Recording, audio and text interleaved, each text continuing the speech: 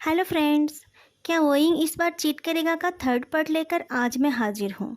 उम्मीद है आप लोगों को ये पार्ट अच्छी लगेगी और अगर स्टोरी अच्छी लगी तो वीडियो को लाइक करना मत भूलना और नए अपडेट पाने के लिए चैनल को सब्सक्राइब करना भी मत भूलना।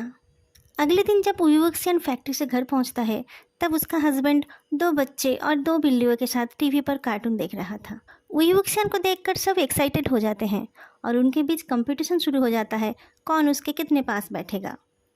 मुझे भूख लगी है, वुईवुक्सियन बोलता है। डिनर करोगे या कुछ और खाओगे, लानवांगजी पूछता है। वुईवुक्सियन के जवाब देने से पहले दोनों बच्चे चिल्ला उठते हैं, आइसक्रीम। आइसक्रीम नहीं, मैं खाना खाऊंगा, वुईवुक्सियन बोल उठता है।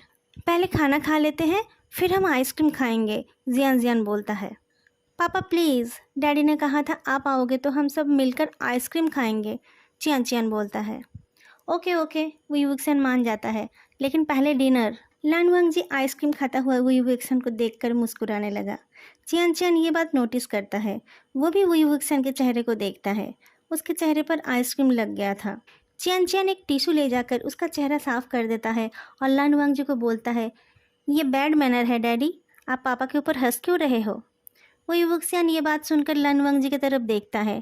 लानवांगजी उसके ऊपर हंस नहीं रहा था, वो तो बस उसे देखकर खुश हो रहा था।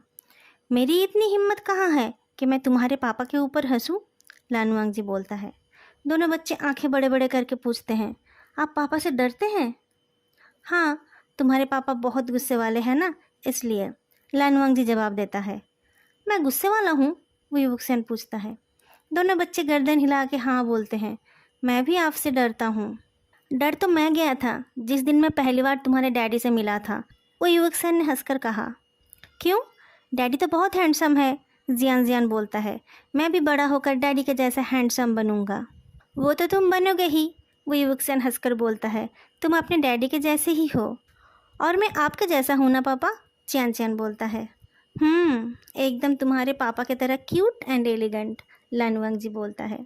दोनों बिल्लियाँ भी म्याऊं म्याऊं करके वुईवुक्सियन के पैरों में अपने बॉडीज़ को घिसते हैं। लानवांगजी बच्चों को सुलाने जाता है और वुईवुक्सियन नहाने। जब वो अपने बाल सुखा रहा था तब लानवांगजी भी कमरे में आ जाता है। वो आकर वुईवुक्सियन को पीछे से हग करता है। मैंने तुम्हें बहुत मिस किया, लानवांगजी बोलता है। फिर वो वुईवुक्सियन के बॉडी में अपने लिप्स घिसता है। मैंने भी तो मिस किया तुम्हें, वुईवुक्सियन बोलता है। लानवांगजी उसे उठा के बिस्तर की तरफ ले चलता है। चलो देखते हैं कितना मिस किया है तुमने मुझे। वुईवुक्सियन लानवांगजी के सीने में अपना सर रख लेता है। लानवांगजी हमेशा से ही अच्छा परफॉर्मर था, पर शुरू में कभी वो अपनी फीलिंग्स नहीं दिखाता था क्योंकि उसे लगता था कि वुईवुक्सियन को पता था उसके फीलिंग्स के बारे में, फिर भी वो उसे दूर रहता था। जब से उसे पता चला कि वुईवुक्सियन को उसका प्यार जताना अच्छा लगेगा, तब से वो अपने मन की बात बताने का कोई मौका नहीं छोड़ता है। लानवांगजी के प्यार को महसूस करते करते वुईवुक्सियन को अपनी सुहागरात याद आती है। शादी के बाद वो लोग अपने डी सिटी वाले घर चले गए थे, उनकी सुहागरात वही मनाई गई थी। वुईवुक्सियन बहुत डरा हुआ था, उसे पता नहीं था उसके साथ क्या होने वाला था। अंकल जियांग की बात मानकर वो शादी के लिए राजी हो गया था, लेकिन वो शादी से पहले लानवांगजी से मिलना नहीं चाहता था। लानवांगजी से जब वो टकराया था उस टाइम उसका चेहरा देखकर वो डर गया था। ऐसा नहीं था कि लानवांगजी का चेहरा सुंदर नहीं था, पर उसका एक्सप्रेशन देखकर लगा था कि उसको वुईवुक्सियन का केयरलेसनेस पसंद नहीं था।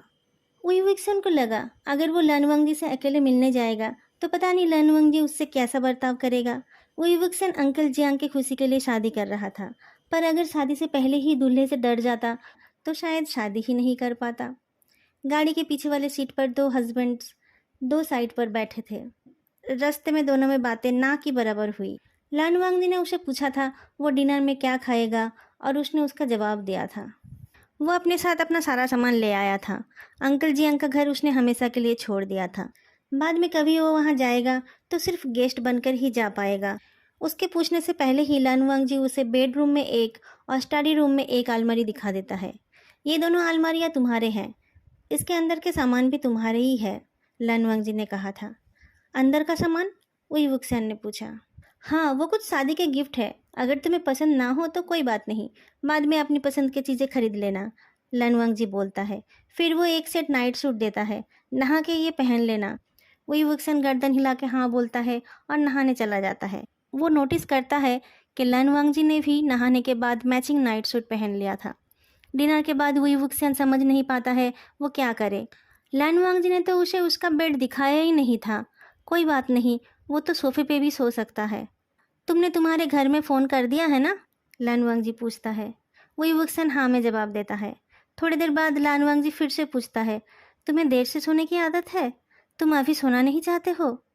वुई वुक्सियन आखिरकार पूछ ही लेता है, मैं कहाँ सोऊंगा? लन वांगजी कुछ देर चुप रहता है, फिर बोलता है, अगर तुम्हें मेरे साथ सोने में प्रॉब्लम है तो मैं आज सोफे में सो जाता हूँ। तुम बेड पे सो जाओ, कल तुम्हारे लिए दूसरा रूम अरेंज करा दूंगा। ऐसी कोई बात नहीं है, मैं तुम्हारे साथ सो जाऊंगा। वुई वुक्सियन जल्दी से बोल उठता है, हमारी तो शादी हो गई है। लास्ट वाला पार्ट शायद वो अपने आप को बोलता है। जब शादी कर ही ली है तो शादीशुदा ज़िंदगी के फ़र्ज भी तो निभाना पड़ेगा। उसे लगा था लन वांगजी ने उसके लिए अलग रूम का इंतजाम किया होगा। उसने सोचा था लन वांगजी उसे उससे दूर रहने के लिए बोलेगा। क्या पता साथ में रहना भी ना चाहे। लेकिन अगर लन वांगजी उसके साथ अच्छा बर्ताव करता है तो वो भी उससे अच्छा ही बर्ताव करेगा। बिस्तर पर जाकर दोनों लेट जाते हैं। वुई वुक्सियन कुछ नहीं बोलता। लन वांगजी धीरे से बोलता है, आज से हम दोनों हस्बैंड्स हैं, पर अगर तुम नहीं चाहोगे तो मैं तुम्हें मजबूर नहीं करूँगा। मैं हस्बैंड होने का फ़र्ज निभाऊंगा, तुम चिंता मत करो। वुई वुक्सियन बोल उठता है। उसने सोचा अब जब शादी हो ही गया है तो दुखी होने से क्या फ़ायदा। आजकल तो बहुत दिन प्यार और डेट करने के बाद शादी करके भी 1-2 साल में डिवोर्स हो जाता है। जब तक डिवोर्स नहीं हो रहा है तब तक तो शादीशुदा ज़िंदगी के मज़े ले लेने चाहिए। क्या पता लन वांगजी से अलग होने के बाद उसे फिर कोई मिलेगा या नहीं, और मिलेगा भी तो वो लन वांगजी के जैसा हैंडसम, क्वालिफाइड और अमीर तो नहीं होगा ना। लन वांगजी वुई वुक्सियन के करीब जाता है और उसके चेहरे को छूता है। वुई वुक्सियन की दिल की धड़कन तेज हो जाती है और उसके सांसें भी तेज चलने लगते हैं। बेडरूम की डिम लाइट में लन वांगजी का चेहरा हेवनली लग रहा था। वुई वुक्सियन की तरफ से कोई डिफेंस ना देखकर लन वांगजी उसे किस करता है। वुई वुक्सियन का वो पहला किस था। वुई वुक्सियन को किस एंजॉय करते देख लन वांगजी और आगे बढ़ने लगता है। वुई वुक्सियन का शरीर और मन दोनों पिघलने लगता है। इतनी अच्छी सुहाग रात की तो उसने उम्मीद ही नहीं की थी। लन वांगजी को भी अपनी सुहाग रात याद है। जब वुई वुक्सियन ने पूछा, मैं कहाँ सोऊंगा, लन वांगजी का दिल बैठ गया था। वुई वुक्सियन उसके साथ एक बेड पे सोना भी नहीं चाहता था। कोई बात नहीं, जब 5 साल इंतजार किया है तो और कुछ दिन ही सही। क्या शादी करके एक घर में रह के भी वुई वुक्सियन को उससे प्यार नहीं होगा?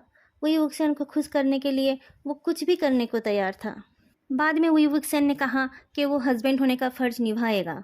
उस टाइम लन वांगजी को वो बात ठीक से समझ नहीं आई थी, पर बाद में उसने देखा वुई वुक्सियन ने घर का सब कुछ संभाल लिया था। सारे फ़र्ज उसने सच में निभाए थे, वो तो बस प्यार करना भूल गया था। लन वांगजी ने अपनी ज़िंदगी में कभी किसी और को नहीं चाहा था। वुई वुक्सियन ही उसका पहला प्यार था। उस रात वुई वुक्सियन उसके हस्बैंड के रूप में उसके बेड में था। लन वांगजी के लिए अपने आप को संभालना मुश्किल था। अगर वुई वुक्सियन मना करता तो उसे बहुत तकलीफ होती। 8 साल बाद भी लन वांगजी को ठीक ऐसा ही फील होता है जब जब वो वुई वुक्सियन को छूता है। फ़र्क सिर्फ इतना है कि अब वो जानता है कि उसका हस्बैंड उससे प्यार करता है। अगर आप लोगों को आज का ये पार्ट अच्छा लगा हो तो लाइक, कमेंट और चैनल को सब्सक्राइब करना मत भूलना। फिर मिलेंगे अगली वीडियो में, तब तक के लिए बाय।